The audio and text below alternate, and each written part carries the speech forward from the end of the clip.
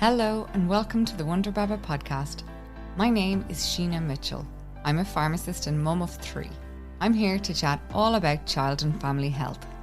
In this episode, I speak to Cathy Monaghan from weaning.ie about the importance of nurturing a positive relationship with food in your child. We started off speaking just about school packed lunches, but Cathy spent time explaining the children's food and snack market to me, which helped me so much to understand that fussy eating can be potentiated for financial gain by clever food marketing teams. We look at ways to limit the impact of this on your child's diet and chat about how lunchboxes and positive experiences with food in general can boost their health and confidence throughout their entire life. You will also be relieved to hear an uneaten lunchbox is not the end of the world, and the benefit of keeping your child's overall relationship with food a positive one far outweighs the frustrations. I hope you enjoy this episode. If you enjoy listening to a WonderBaba podcast, I'd be really grateful if you could follow or subscribe and leave a review. It really helps to support the show. Thank you. Today I'm joined by Cathy Monaghan from weaning.ie. Cathy is a mum of 3 and a senior paediatric dietitian with over 15 years experience in CHI Temple Street. Cathy's goals are to empower parents to encourage a lifelong positive relationship with food by removing the battles of guilt and concern of parents. Cathy provides weaning and toddler masterclasses and webinars as well as one-to-one consultations. All of Cathy's information is based on scientific evidence, so you can trust the information that you get from Cathy. So Cathy, thanks so much for joining the podcast today. Can I just start off by asking you why you do what you do and why is supporting parents so important to you? Thanks very much for having me on, first of all. It's great to be here. I always was interested in food and I suppose nutrition. My mum was a home ec teacher, so I think it was always something that was just part of growing up at home. And it's not just, nutrition, healthy eating, whatever. It's the role of food in life, in family life, in society, in mental health, and not just mental health from nutrition, but mental health socially, sitting around the table, involvement, how important food is for socialization, communication, and things like that. So I suppose the more I see food being kind of hijacked to perfection and the more I see brands and marketing and everything coming in, that motivates me to try and pull things back to family life, being realistic. Say the baby food and beverage market, baby, kids, snacks, whatever. It's one of the fastest food and beverage markets in the world, and the companies are getting away, with making claims, very expensive products for what you're getting. So much research goes into packaging for, to get into lunchboxes or get into your shopping trolley, and it's costing parents a fortune. It's very much biased, the marketing and the no guilt, no nasties, 100% home cooked, blah blah. They're getting away with an awful lot. So I'd say the food and beverage market for kids and babies is regulated in such a way it won't give your child food poisoning, but it's not regulated in such a way that it's the best nutrition or the best socially or going to promote chewing. And I suppose there's 24 steps to eating, and it's to take a bigger picture, listen to ads, read labels and tags on things with your eyes wide open. And then I see different bloggers and things, being paid by certain brands and supermarkets to do a supermarket sweep, and you just see, what they're throwing into the trolley because they're getting paid to promote certain foods. They're not doing what's best for children. It's obviously a quick buck. And do you think with the marketing of it all, I think maybe companies are taking advantage of the fact that modern families are extremely busy and stressed out, because unlike previous generations, most families will have 2 working parents and be very time poor. So the time that maybe used to be spent in the kitchen, and even just shopping and preparing regular simple food, we don't actually have time to do that as much anymore. So I think because the marketing is coming in so young, when our babies are so young, and like say with weaning, I do my weaning masterclass, but so many parents are buying the recipe book for weaning, you think when you're on maternity leave, you don't feel like you have any time, but you probably have more time than when you go back to work and have more kids and whatever. And parents are starting with raising the bar too high. So, it's like their babies are being weaned in the Shelburne with a menu of options. And whereas realistically, we need to lower the bar from the very beginning, and we're laying the foundations of food so that, you're going into it with, okay, I have time now. I will not have time next year or the year after, or when they're in sport and after school and creche and whatever. What is the basic minimum that I need to achieve here? What nutrients do they need to get? What are the quickest, simplest dinners that I can make that meet their needs nutritionally, rather than a tagine with whatever that you never eat yourself. So if you're starting your child on a diet, on food that you don't eat yourself, it's like teaching them Spanish when you speak English, or so from the very beginning, I'm trying to promote that you eat the same foods, that you eat together, that yes, we're all time poor, 100%. We're so time poor, we have to eat the same food. It's sustainability. Say sweet potato doesn't grow in Ireland, but it's probably more popular among kids than ordinary potato. So, our kids are being, say, weaned on sweet potatoes, and a few sweet potatoes grow in Ireland, but not enough so every single sweet potato that comes in is imported. Our kids are being weaned onto avocado, but avocado doesn't grow in Ireland. So, we really need to get back to basics and being realistic. And I suppose when it comes to school lunches and things like that, start by thinking about, what did you have in your school lunch growing up? Easy single sandwiches. That was it. And did it scar you for life, or has it impacted your... Still up for debate, Cathy. It has impacted. Well, yeah, because that's exactly actually why I wanted to talk to you, because obviously anytime the kids are going back to school, it feels like a big reshuffle in life, and you have to kind of gear up between organising the uniforms and the books and everything, and then you're into lunches. And a lot of children at home might have been picking different things over the summer, and you really are down to the fact that you need to get a basic good lunch into them. Just like you said there, stripping it back to simplicity is probably absolutely the best thing to do. But it's hard at the moment with, I suppose, social media having such a big role in our lives, because we see all these amazingly curated lunchboxes filled with, like, I don't know, couscous one day, hummus the next. Mine, like, all I can get my head around is sandwiches. But I often look, even as, I suppose, a mum who focuses a lot on healthcare and everything, I still get the guilt when I see these amazing culinary delights that the kids are bringing in and out to school. Yeah, and at the same time, the person with the culinary delights, that is their job to, their page is about culinary delights, and that is them creating content. So, that's not real life either. That's their job. So if perhaps they're great at lunchboxes, but if their content was about a clean house, they'd have different pictures, yes. So it absolutely makes sense. Yeah. And actually, I didn't think about it like that. And I work online. You'd think I'd see through it a bit more. You kind of just think, oh, look at that. Everyone's doing amazing things apart from me. Back in the day, I was lucky to get an easy single sandwich and a bit of fruit. And I think the school gave us a carton of milk. For some reason, I think there might have been a Capri Sun in there somewhere. But literally, I don't even remember there ever being a choice about food or a battle. Or any chat about it. No. There was no chat about it. Like, so it's... I don't remember ever having a problem with what I was given. I was always just, that's lunch, and that was happy. So it's always this time of year, the school lunch chat comes up, and, it is really look at your feed, how many supermarkets or brands have little snacky things that are trying to get into your shopping trolley, to get into your lunchbox. So, that is fueling it all as well. So whatever you put in the lunchbox, try and take it out of the wrappers. If you are putting in, so say I might put in a flapjack, or sometimes I'll have ones that I've made myself, but sometimes they'll be bought ones, but I never put it in the wrapper. I always take the wrapper out, because kids are brand loyal. So try and remove the packaging. So kids who get fussy will generally, and fussiness is nearly part of development. It's part of, I covered in the toddler masterclass, it's part of, we get, I suppose, more aware of the world. And as we get more aware of the world, we get fearful to change.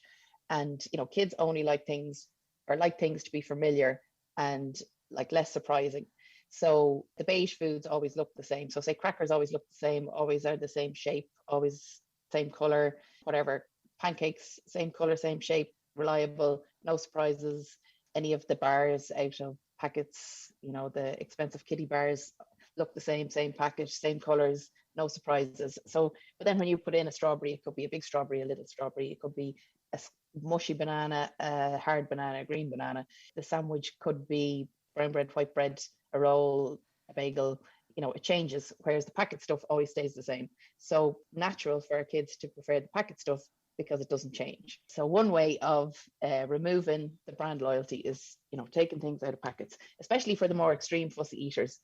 At least by taking things out of packets, your kid isn't walking through the supermarket and demanding that goes into the trolley and that's very interesting. Kind of. Yeah, because I know myself with my own kids, there's certain things that they just run for, because I know I've fallen down the trap before of the heavily marketed snack, I suppose, empire that sits on our supermarket shelves.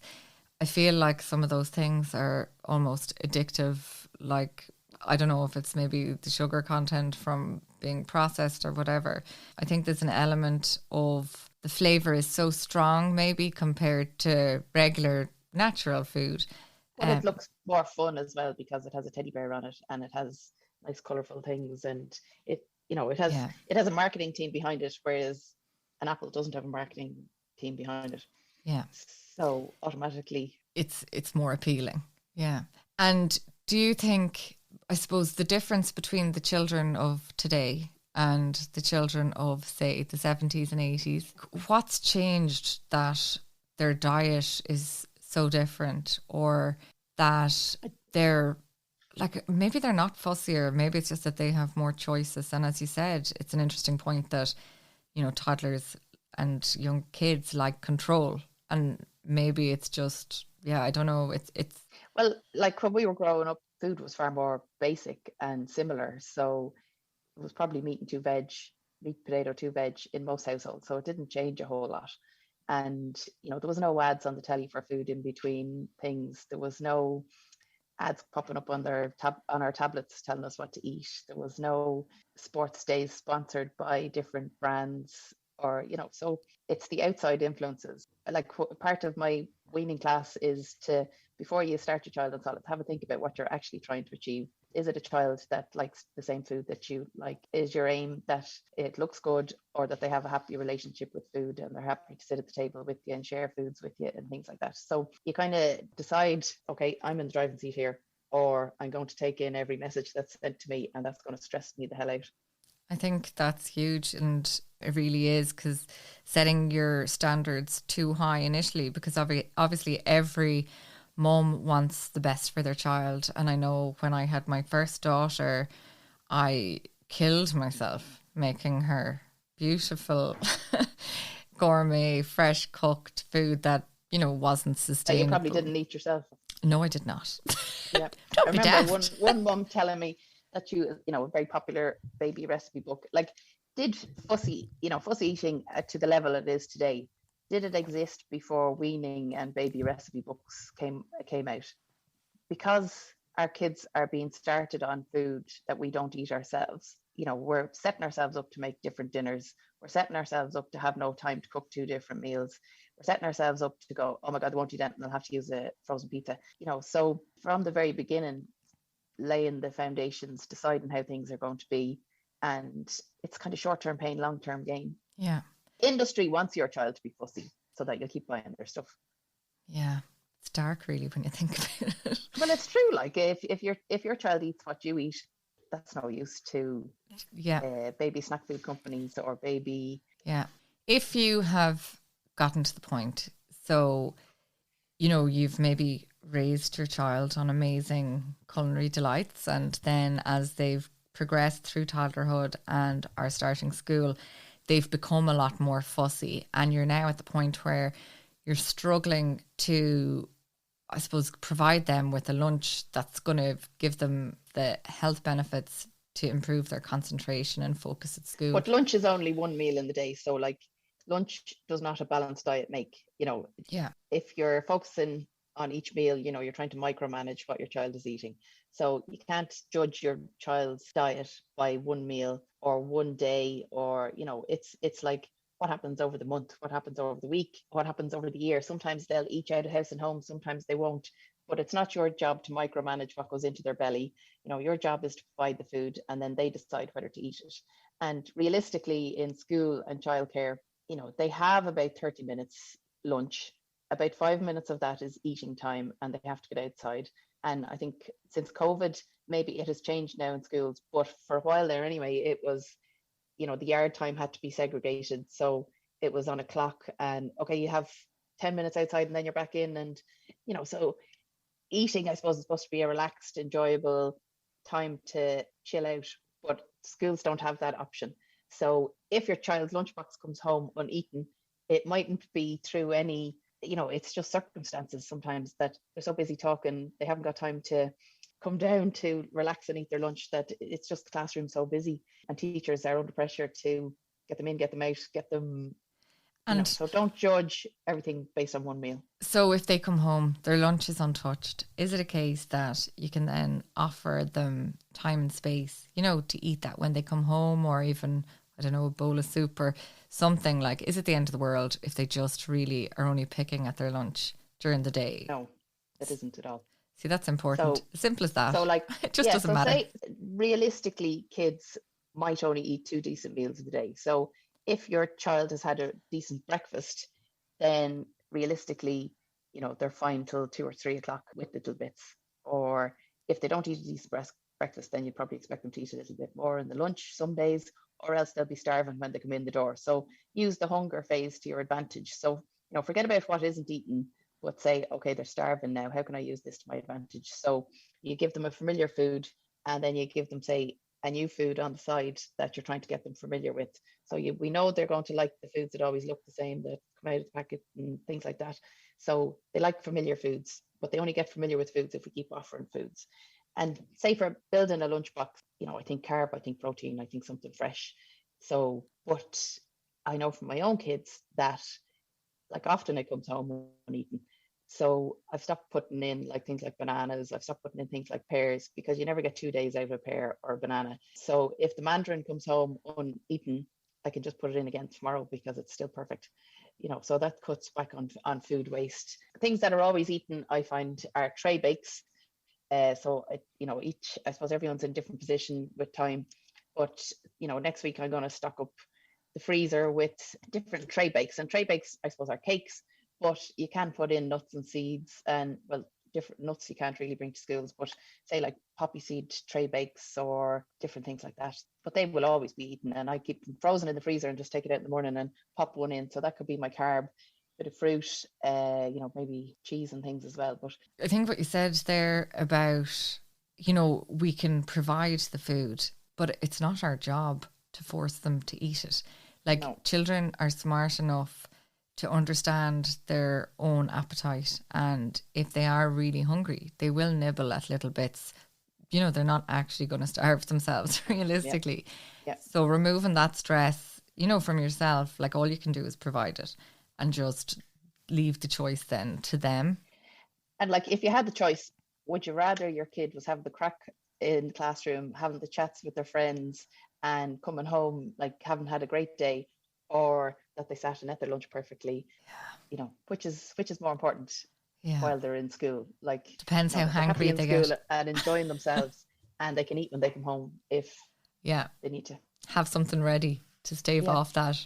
And if they haven't eaten their hunger. lunch, they'll say, sometimes we go for a walk after school, and I'll say, well, sure, what's in your lunchbox? Sure, let's finish that first. Exactly, yeah. So really, it doesn't matter. It's one meal a day. Ultimately, it's about not making it a battle and keeping it really positive. Making your life as easy as possible as well. So, like, we're all working. We all, don't have money to be wasting to throwing food in the bin every day. So keep it simple. Keep it sustainable. Keep it reusable. As in, if the mandarin isn't eaten today, it might be eaten tomorrow or the next day. So we can just keep moving it on. Why not? Yeah. Whereas dried fruits, things like that. And I suppose shopping wise, I've probably learned more from the days where I was scraping the barrel. The more pathetic lunch that I've sent my kids to school with, when you haven't done the shopping and you're really like, oh my God, I've nothing. They come home and go, what did you put in my lunch today? And, then they start going, I'm making it tomorrow. Like, I'm not going to school with that because, like, they were so You disgraced me. Yeah, exactly. What can you do? We all have days like that. So, sure, look. And then that gets them interested in, I'm saying, okay, well, let's make it together tomorrow then. What would you like in it? And, then a bit of barter kind of, well, if you bring that, then what about this? And then, keep a bit of color. They don't have to eat everything, but it's a way of making your kids familiar with the food. So, if they get used to seeing the same food in the lunchbox, they're going to get more familiar with it. You're taking the fear out of it.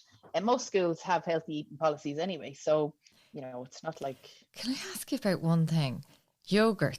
Kids bringing yogurts to school. Is that a no-no or how? Well, mine don't. I don't because of the mess and haven't. It's just an extra layer of having to wash the lunchbox that I don't particularly like. Yeah, but I'd be afraid of them being out of the fridge. This is why I've always said, no, you can't. They need to be in the fridge. And they're eye rolling at me here in my house, going, for God's sake. Yeah, but they're unlikely to go off that quickly. Like technically, they need to be kept chilled. But if they're only in the lunchbox for 2 hours on a cold winter's day, they're unlikely to go off that quickly. Sometimes the Go-Yo yogurts or the yogurts in the tube. Yeah. I'd freeze them and put them into the lunchbox frozen, so then they're defrosted by the time they eat them. That's a very good idea. I'm going to do that. That's an easy way. Frubes. Frubes, sorry, yeah. Yeah. Those kind of things, they're defrosted by the time they get them. And then... So then they won't be able to open them, realistically, judging by my kids. Well, this is it as well. And if a teacher has 30 kids in classroom, you can't be expecting them. Yeah. It just takes away from school time. So it's the same thing if they just had a yogurt with their breakfast or when they come in from school. They don't have to have the yogurt in the lunchbox. So exactly. Okay. Probably 12 hours of eating time in the day, realistically. Yeah, in terms of, I suppose, foods to put in a lunchbox and foods to avoid. Really, you're saying it just needs to be a mix of kind of a carb-based thing, some form of protein, and some fresh produce, whether that be kind of peppers, cucumbers, or blueberries or grapes or whatever your child likes. And even the ones that they don't like. So you're putting in a bit of colour for them to get familiar with the food. And that's your job done. And then it's up to them whether they eat it or not. But it's kind of like, tick, I've provided, it's up to them whether they eat it. Yeah. So stop trying to micromanage. And even when you're emptying out the lunchbox, sometimes you don't need to comment on it. You don't need to draw attention to what they haven't eaten. You could draw attention to how much fun did you have in school today? Who were you chatting to? What were you chatting to about over lunch? Did you enjoy yourself? What was the best thing that happened in school today? Rather than you didn't eat your sandwich today. Yes, yeah. Because no one likes to have those conversations because realistically, you're jumping straight into negativity. If we compare our food parenting style to, say, schooling and teaching, we are focusing always on the negative. So if your child was in school and the teacher was only telling them what they were bad at and what they didn't do right, we'd be straight into the principal's office giving out about the teacher. So we need to acknowledge the positive, ignore the negative. We're drawing far too much attention to the negative. And putting way too much pressure on ourselves as a result. And I know, because you can go down a very slippery slope of making, different shaped sandwiches, wraps, rolls, this, that, and the other. And no one has time for that and no one has energy for that. If you're shaping them, it means you're throwing half of it in the bin anyway. Yeah, or eating it yourself, which, look, doesn't help anyone. I'm just... Yeah, pick. Yeah. Keeping the joy in food, really. And as you said there, focusing much more on the fun times your child is having and giving them a good old feed when they get in if they haven't eaten the lunchbox. Yeah. And not to be, focusing on the negatives or having any sort of negative reaction to an uneaten lunchbox. Just keep offering it. End every meal, end every interaction with food on a positive. Great at opening your lunchbox, and you're great with your beaker, or you're great with your cutlery, or whatever. Keep it positive. And a good thing about school is the diversity in every family's diet means that every child is bringing in a completely different lunchbox. And so the kids are seeing, suddenly you might have one child sitting next to you who likes to eat fresh peppers, and you're seeing them eat their fresh peppers every day. And suddenly, because I know that happened with one of mine, suddenly one of my kids who was very adamant they hate fresh peppers came and said, I'd like some fresh peppers. I like it now. You're like, okay, I'm not going to question it. Just go with it. So I think kids are like sheep in a way, in a positive way. If they see another child having a positive experience, they're going to want in on that. And it can be a very good influence, I suppose. Food should be a social thing, and it's something that obviously in ideal circumstances can be slow and enjoyed. But I know, as you said, the classroom environment isn't that. So to think about also that our relationship with food as parents possibly isn't the best. We have grown up with maybe parents in Weight Watchers or Slimming World. Maybe we're talking about sins. Maybe we're talking about points. Maybe we're not trying not to eat bread. We're trying to lose weight. We're trying, criticizing our bodies in front of our kids. So sometimes we're the problem and not the child. So it's taking a step back and thinking about your own relationship with food. So if you see a toddler or a young child, they look in the mirror, they smile at themselves, they don't see the fault, they only learn to criticize the shape of their body by what they're exposed to. And that can be us, that can be whatever social media, that can be, what they're hearing. So we're not necessarily right when it comes to all of this. If children often, we do one-to-ones and everything where we can look at this with parents, but children are often, they are born intuitive eaters, and sometimes it's the complications that we bring in that actually limit them. And an intuitive eater, might have a great breakfast, might be having so much fun in school that they don't have time to eat, but they'll eat when they come home. But that doesn't mean that they've all of a sudden become deficient in iron, or maybe they didn't concentrate on the maths, but their social skills came on at lunchtime because they're having so much fun. So we're micromanaging and we're analysing a lot where maybe we don't need to. Yeah. That makes sense? It does. Yeah. What you say is so important, especially, these children in 10 years' time or less, or even 5 years' time for lots of people. And even some are already teenagers. And these are people who are going to have a lot of difficulty being exposed to kind of a lot of unhealthy content relating to food and body image. And I think... And unhealthy doesn't mean food. Unhealthy can be mentally unhealthy. Like, the incidence of eating disorders has risen in the pandemic, and, that's unhealthy. But so unhealthy just doesn't mean what you put into your body. Unhealthy can be your relationship with food. Yeah, that's what I mean. So even talking about, I know with my own kids, instead of talking about, say, the appearance of my body, I'll try and talk about, I'm getting strong at this, or my body's great because it'll do that. Try and talk about the use and gift that your health and strength is. I'm training for the Dublin Marathon at the moment, and well, now it's ropey, and I haven't been running during the pandemic at all, and I'm struggling so much, and the kids are seeing me hobbling around the place and asking me, do I need a wheelchair?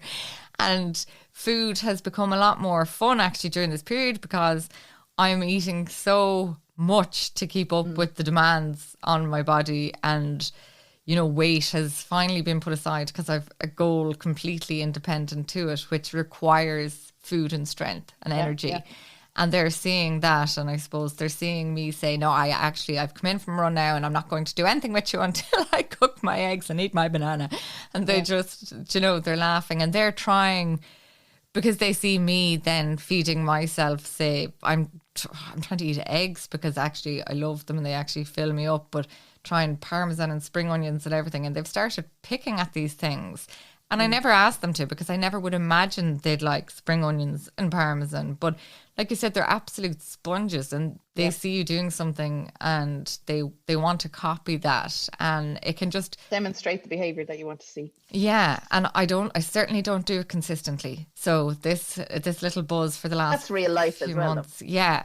And I think there's times, but I think, you're right. We need to be the role models, and hopefully we can build up their security and sense of understanding of food and its relationship, its positive relationship with your body, so that then when they're exposed to all, I suppose, negative connotations with food and weight in the future, in the back of their mind, they will be, well, actually, my body needs food to be strong. It's not something, obviously, look, eating disorders are much more complex and form for a whole variety of different reasons.